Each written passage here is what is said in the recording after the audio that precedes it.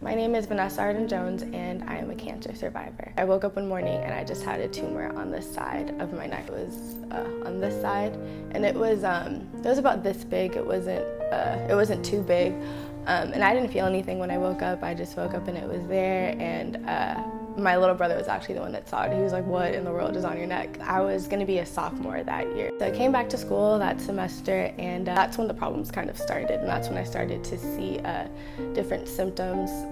So where the tumor was located, it was like here, and it was kind of pinching on two nerves. I had a hard time swallowing my food, just being able to eat little things like that. I started noticing that I would get tired a lot.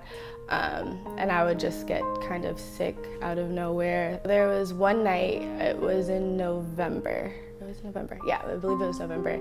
And it was just too much, like the pain, like I couldn't deal with it. So like I called my dad, and I was just like, I can't do this. You guys are gonna have to come back. Like, you guys are gonna have to come to school to get me. And I live about 4 hours away from here. My dad, at this point, he was pretty upset. So he was like, I just want like that thing out of her neck. Like, I'm sick of medicine and antibiotics, like I just want it gone, because at this point I'd been like on 5 different medicines and nothing was really working, and it was growing. I was actually in Atlanta, and my doctor he called me over the phone, and I missed the call, and I was with my best friend.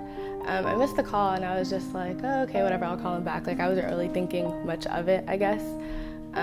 And then I called him back, and he was just like, oh, so the results came in, and unfortunately we saw some cells that we didn't like, and they seemed to be like cancer cells, so unfortunately, like, you do have cancer. And I was like, okay, like, all right.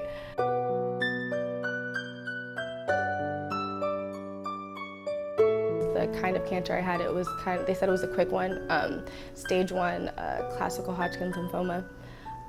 So they were like, well, with radiation, like, we won't even have to do chemo. We'll just do radiation, and it'll be, I believe they said it would take like a few months, but like, we'll be able to get it because we are in stage 1. It's the early stages. So it was pretty promising, I guess. We went to Johns Hopkins. They did a lot of different tests, like PET scans and CAT scans and things of that nature.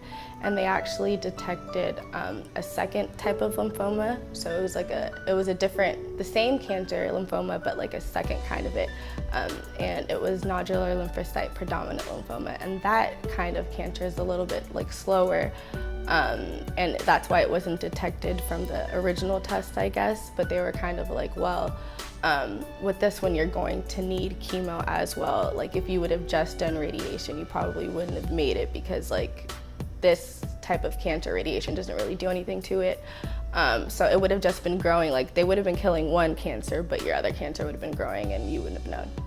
I was pretty shocked to kind of find out that I had a second kind of cancer, just because I guess in my mind I had already taken it in that I was only gonna have to do radiation, so I was okay with that. Like, yeah, radiation sucks, but it's not chemo. And that was the one, I guess, silver lining that we had, that like me and my family were looking forward to. We're like, oh, well, it's not chemo. Like, that was the one thing that we kept. And then we go to Hopkins and they're like, well, yes, chemo. I'm 19 and I was living a pretty like normal college life. Like, I had a boyfriend and I was just in school and happy, and then like all this stuff happens.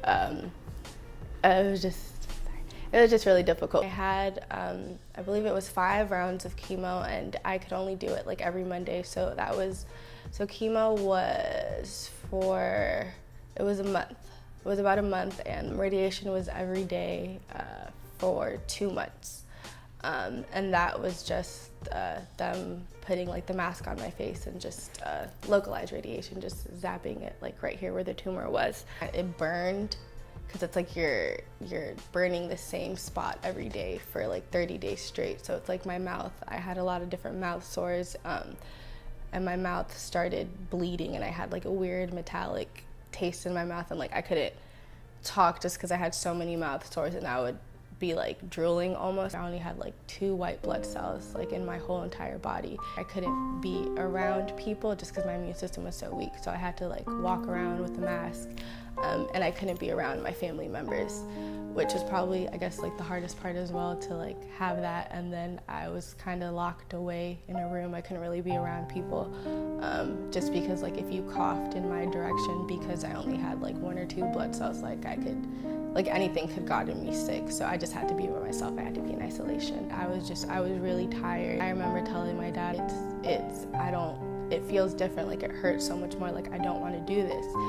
And he had this thing where he was always like, he only gave me an hour a day to like complain, because he was like, I'm not gonna have you, like, yeah, the situation sucks, but I'm only giving you an hour. You can cry, you can scream, you can yell, you can do whatever, but like that's all you have. At the end of it all, so they were able to say that I was in remission, praise the Lord, like everything, like my body took to everything, like I went through the chemo, I went through the radiation. Grand total, it was about a year of just like treatment and everything. My faith in God definitely grew. You don't really know what your mentality is gonna be like going through a situation like this, but I definitely got closer to God. I'm alive and I'm healthy and I don't need chemo and I don't need radiation. I know the God that I serve. I beat it before, I can beat it again.